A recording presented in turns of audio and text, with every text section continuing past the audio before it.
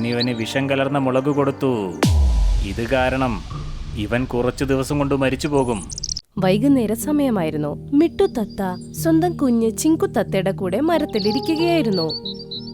അവരെ കാണാൻ ഗോൾഡി പരന്തു വന്നു. നോക്കൂ ടിങ്കു, ഞാൻ എന്താ കൊണ്ടുവന്നിരിക്കുന്നത് നോക്ക്. ഇത് കൊള്ളാലോ, പച്ചമുളകാണല്ലോ. പക്ഷേ ഗോൾഡി, ഒരു അഹങ്കാരിയായ നീ എന്തിനാണ് എന്റെ കുഞ്ഞിന് വേണ്ടി ആഹാരം കൊണ്ടുവന്നത്? അതെ, ഞാൻ നീലിമലയിലേക്ക് പോയിരുന്നു. അവിടെ ഒരു പച്ചമുളക് മരം കണ്ടു. മിട്ടുവിന് വേണ്ടി ഞാനത് പൊട്ടിച്ചു. എന്റെ പൊന്നച്ച, ഗോൾഡി പരന്ത് എനിക്ക് വേണ്ടി സ്നേഹത്തോടെ പച്ചമുളക് കൊണ്ടുവന്നില്ലേ? പിന്നെ എന്തിനാ ഈ ചോദ്യമൊക്കെ? ഇതും പറഞ്ഞ് ചിങ്കു തത്ത ആ പച്ചമുളക് സെക്കൻഡ് കൊണ്ട് തീർത്തു. പക്ഷെ പെട്ടെന്ന് അതിന്റെ വയറില് വേദന വന്നു തുടങ്ങി. അയ്യോ അയ്യോ അച്ഛാ, വയറുവേദനിക്കണോ? മോനെ, നിനക്കൊരു കുഴപ്പമുണ്ടായിരുന്നില്ലല്ലോ. അല്ല, പെട്ടെന്ന് ഇത് എന്തു പറ്റി?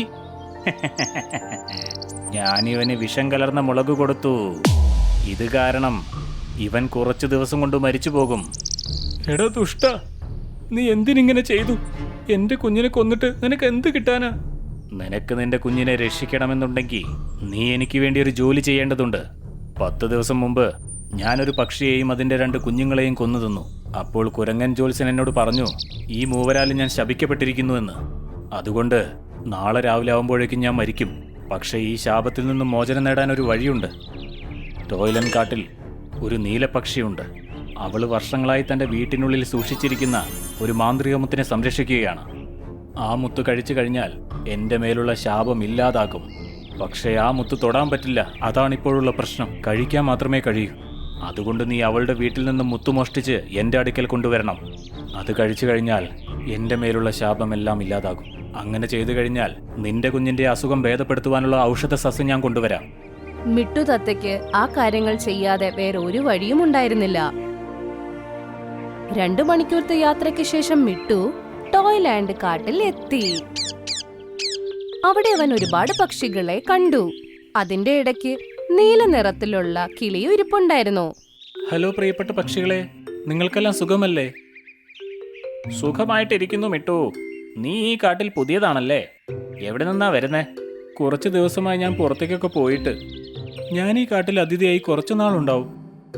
അതെന്തായാലും നന്നായി. ഞങ്ങളുടെ കാട്ടിൽ വരുന്ന എല്ലാ അതിഥികൾക്കും ഈ കാട് ഇഷ്ടമാണ് ഒരുപാട്.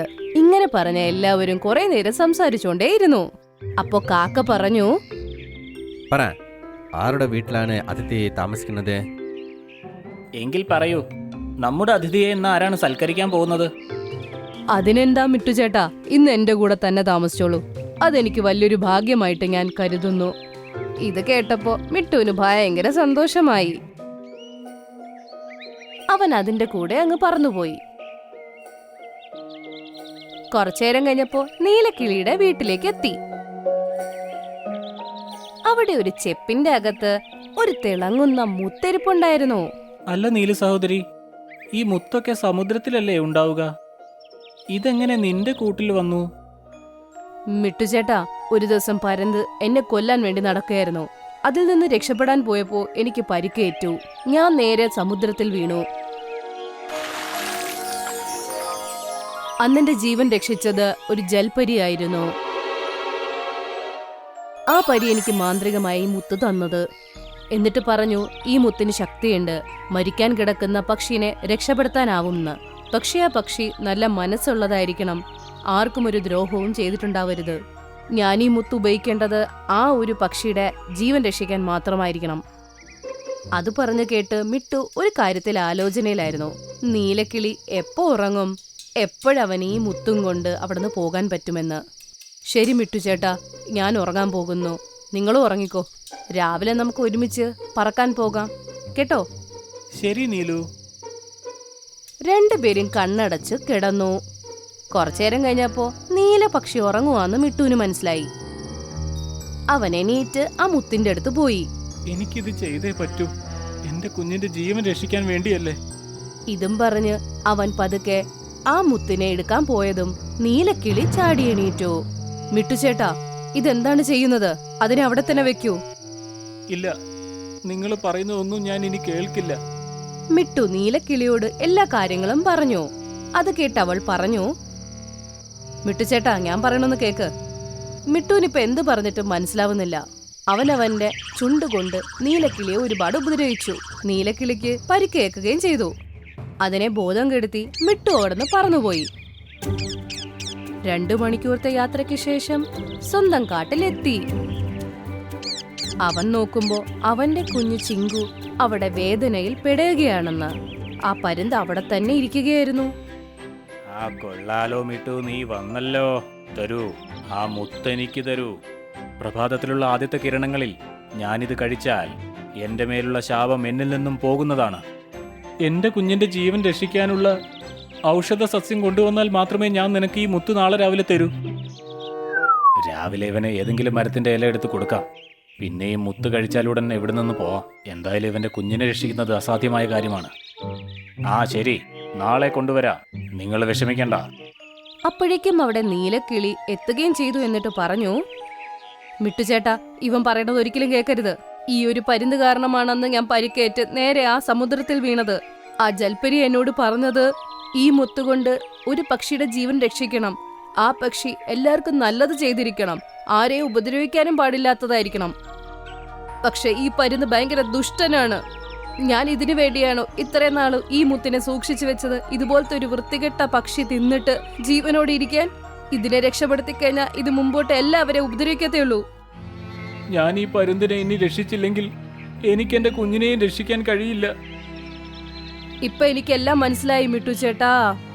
ജൽപരി എനിക്ക് ഈ മുത്ത് തന്നത് ആ പക്ഷിയുടെ ജീവൻ രക്ഷിക്കാനാണ്, വേറെ ആരുമല്ല, ചിങ്കുവിന്റെ തന്നെ. നിങ്ങൾ ഈ മുത്ത് നിങ്ങളുടെ മകന് കൊടുക്കൂ, അവൻ ശരിയായിക്കോളും പെട്ടെന്ന്. ഇത് എന്ത് വിഡ്ഢിത്തമാണ് ഈ പറയുന്നത്? മിട്ടുവിനും എല്ലാം മനസ്സിലായി കഴിഞ്ഞിരുന്നു. അവൻ അപ്പൊ തന്നെ പോയി അവന്റെ മകന് ആ മുത്ത് കൊടുത്തു. ആ മുത്ത് കഴിച്ചതോടെ അവന്റെ മകൻ വീണ്ടും ശക്തി പ്രാപിച്ചു. അച്ഛാ, എന്റെ വേദനയൊക്കെ പോയല്ലോ അച്ഛാ, ഇത് കൊള്ളാം. അപ്പോഴേക്കും സൂര്യനും വന്നു. ഗോൾഡി പരന്ത് നിലവിളിക്കാനും തുടങ്ങി. ഇവന്റെ വയറ്റിൽ ഈ മുത്തുണ്ട്. അപ്പോൾ ഞാൻ ഇവനെ തിന്നുകയാണെങ്കിൽ എന്റെ ജീവൻ രക്ഷപ്പെടും. ഇത് പറഞ്ഞ ചിങ്കുന്റെ അടുത്തേക്ക് വരികയായിരുന്നു. അപ്പോഴേക്കും അവന് വയ്യാണ്ടായി. വയ്യാണ്ട് നേരെ താഴെ ചെന്ന് വീഴുകയും ചെയ്തു. കുറച്ചു നിമിഷങ്ങൾക്കുള്ളിൽ തന്നെ അവന്റെ ജീവൻ പോവുകയും ചെയ്തു. എനിക്ക് മാപ്പ് തരുന്ന നീലപക്ഷി, എനിക്ക് എന്താ ചെയ്യേണ്ടതെന്ന് അറിയില്ലായിരുന്നു. എന്തായാലും എന്റെ ഉത്തരവാദിത്തം കഴിഞ്ഞല്ലോ, ഞാൻ പോകട്ടെ. ഇനി എന്റെ വീട്ടിൽ സമാധാനത്തോടെ ഉറങ്ങാലോ. ശരി, ഞാൻ നിന്നെ കാണാൻ തീർച്ചയായും വരാം. കൂടെ ഞാൻ ചിക്കുവിനെയും കൂട്ടാം. ശരി മിട്ടു ചേട്ടാ. ഇത് പറഞ്ഞുകൊണ്ട് നീലക്കിളി സന്തോഷത്തോടെ അവിടുന്ന് പറന്നുപോയി. അങ്ങനെ ചിങ്കു തത്ത അച്ഛനെ കെട്ടിപ്പിടിച്ചു.